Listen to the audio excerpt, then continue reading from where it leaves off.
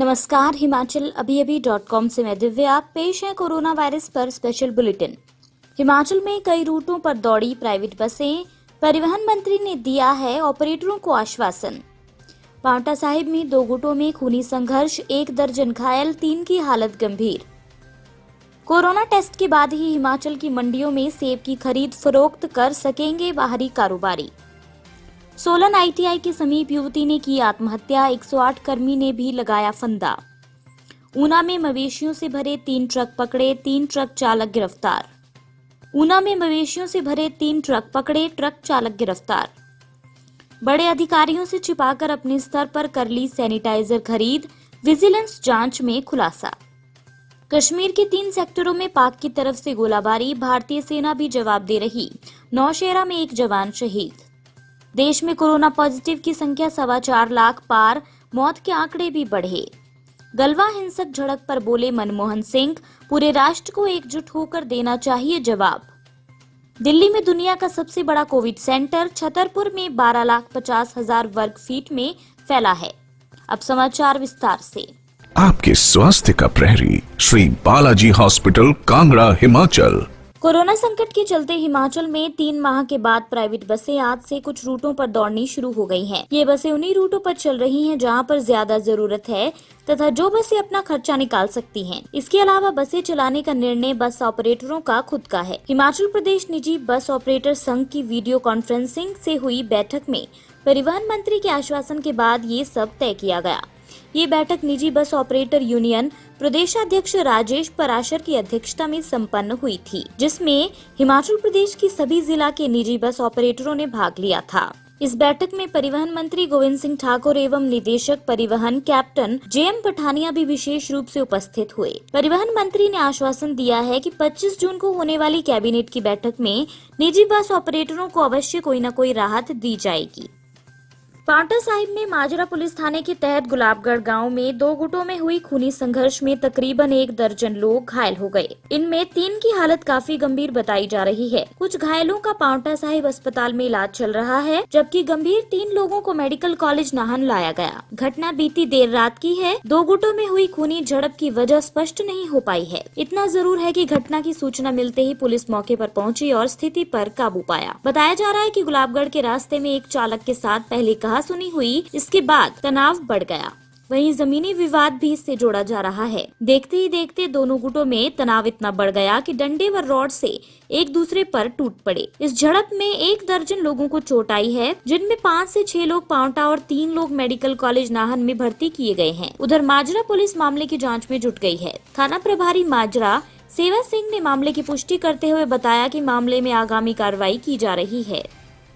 सेब की खरीद फरोख्त का कारोबार करने वाले बाहरी राज्यों के व्यापारियों को इस मर्तबा कोविड-19 के चलते थोड़ी परेशानी झेलनी होगी। बाहरी राज्यों से आने वाले कारोबारियों को पहले 5 दिन तक क्वारंटाइन किया जाएगा। उसके बाद उनका कोरोना सैंपल जांच के लिए भेजा जाएगा। रिपोर्ट नेगेटिव आने पर ही कारोबारी को मंडियों में जाने की अनुमति मिल सकेगी। DC शिमला अमित कश्यप का कहना है कि जुलाई माह में शुरू होने वाले सेब सीजन के दौरान अगर बाहरी राज्यों से आने वाले ऐसे खरीदार जो अपना कोरोना टेस्ट करवाएंगे, उनकी रिपोर्ट जांचने के बाद उन्हें मंडियों में जाने की अनुमति दी जाएगी। सेब सीजन के दौरान ज्यादातर खरीदार दिल्ली, गुजरात, महाराष्ट्र और उत्तर प्रदेश से शिमला जिले की विभिन्न मंडियों में पहुंचते हैं।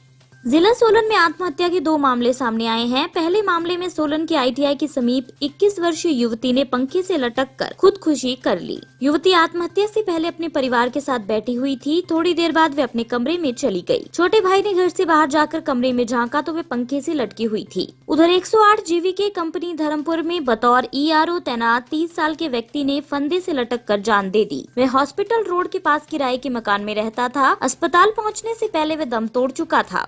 युवक जिला सिरमौर के गांव मधानीकर डाकघर जहर तहसील पच्छाद जिला सिरमौर का रहने वाला था। दोनों ही मामलों में पुलिस ने छानबीन शुरू कर दी है। शवों को कब्जे में लेकर उन्हें पोस्टमार्टम के लिए भेज दिया गया है।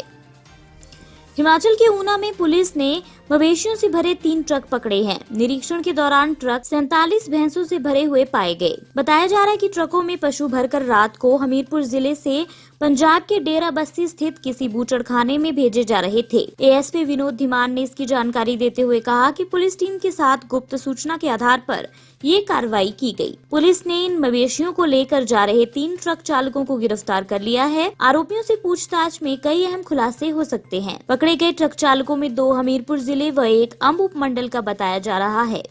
अन्य समाचार ब्रेक के बाद। Shri Balaji multi speciality hospital Kangra, जहां आपको एक ही छत के नीचे मिले बेहतरीन चिकित्सा सुविधाएं, cardiology, laparoscopic, general surgery, neuro surgery, orthopaedics, paediatric, radio diagnosis, urology, gastroenterology, ophthalmology, pathology, medicine, anaesthesia और डेंटल जैसी अत्याधुनिक और बेहतरीन चिकित्सा सुविधाएं, 24 घंटे इमरजेंसी सुविधा, 9 बेड के साथ critical care unit, cardiac monitor और डिफिब्रिलेटर्स, सेंट्रल ऑक्सीजन लाइन और वेंटिलेटर सुविधा। हिमाचल प्रदेश के सबसे बड़े निजी स्वास्थ्य सेवा प्रदाताओं में से एक Shri Balaji multi speciality hospital Kangra राष्ट्रीय स्वास्थ्य बीमा योजना के साथ सूचीबद्ध Shri Balaji multi speciality hospital Kangra BPL परिवारों के लिए अस्पताल में कैशलेस भर्ती होने के साथ ही ईसीएच की भी सुविधा। हमारा पता Shri Balaji multi speciality hospital, Balaji Vihar, Ujjain, Kangra. संपर्क करें 9218411108 पर। Shri Balaji multi speciality hospital Kangra.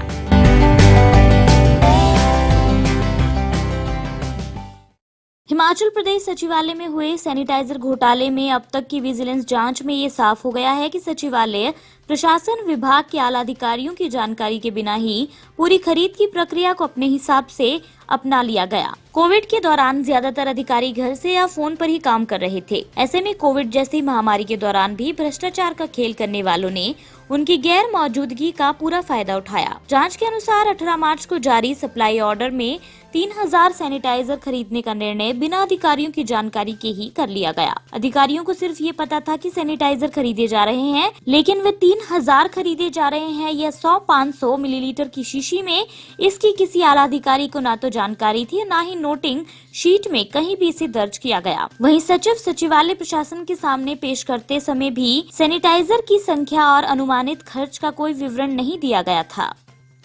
Pakistani सेना पुंछ जिले के कृष्णा घाटी, राजौरी के नौशेरा सेक्टरों में नियंत्रण रेखा पर, जबकि कठुआ में अंतर्राष्ट्रीय सीमा पर मोटार शेल की गोलाबारी कर रही है। भारतीय सेना इसका जवाब दे रही है। नौशेरा में पाकिस्तानी सेना की गोलीबारी में फॉरवर्ड पोस्ट पर तैनात एक जवान शहीद हो गया। सेना के प्रवक्ता ने बताया कि पाकिस्तान ने तड़के 3:30 बजे नौशेरा में हल्के हथियारों से गोलीबारी और कृष्णा घाटी में मोटार शेल दागे। इसके बाद उसने 5:30 बजे फिर फायरिंग शुरू कर दी। इसमें नौशेरा में एक जवान गंभीर रूप से जख्मी हो गया, जिसकी इलाज के दौरान मौत हो गई। उधर कठुआ जिले में हीरानगर सेक्टर के करोल मतराई इलाके में भी पाक सेना ने रात करीब 1 बजे भारी गोलाबारी की, जो आज सुबह 3:50 तक चली।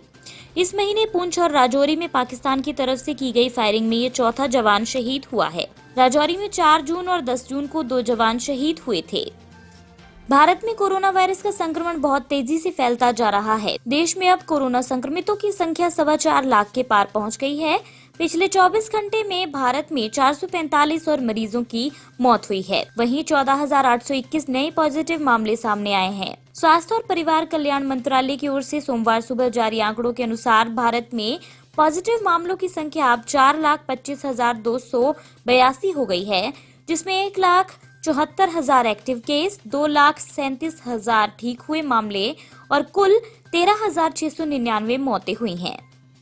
पूर्वी लद्दाख की गलवा घाटी में हुई हिंसक झड़प को लेकर पूर्व पीएम डॉक्टर मनमोहन सिंह ने भी चुप्पी तोड़ी है। मनमोहन सिंह ने पूरे राष्ट्र को एकजुट और संगठित होकर इस दुस्साहस का जवाब देने की बात कही है। पूर्व पीएम ने कहा, हम पीएम और सरकार का आह्वान करते हैं कि वे इस मौके पर साथ आएं और कर्नल संतोष बाबू और हमारे शहीद जवानों के लिए न्याय सुनिश्चित करें, जिन्होंने हमारी क्षेत्रीय अखंडता की रक्षा के लिए सर्वोच्च बलिदान दिया है। इसमें कुछ भी कम करना लोगों के विश्वास के साथ ऐतिहासिक विश्वासघात होगा।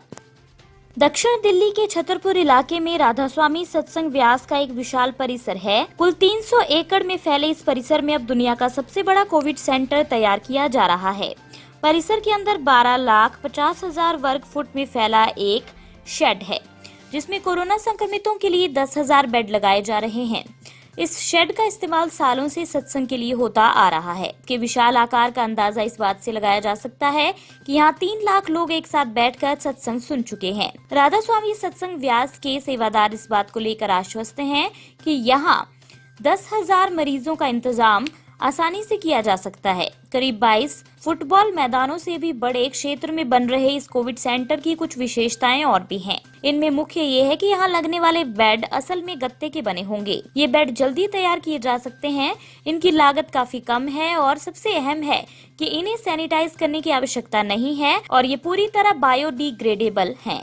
इसी के साथ ये बुलेटिन यहीं समाप्त होता है। अगला रेडियो बुलेटिन सुनिए शाम 7:30 बजे। तब तक के लिए नमस्कार। आपके स्वास्थ्य का प्रहरी श्री बालाजी हॉस्पिटल, कांगड़ा, हिमाचल।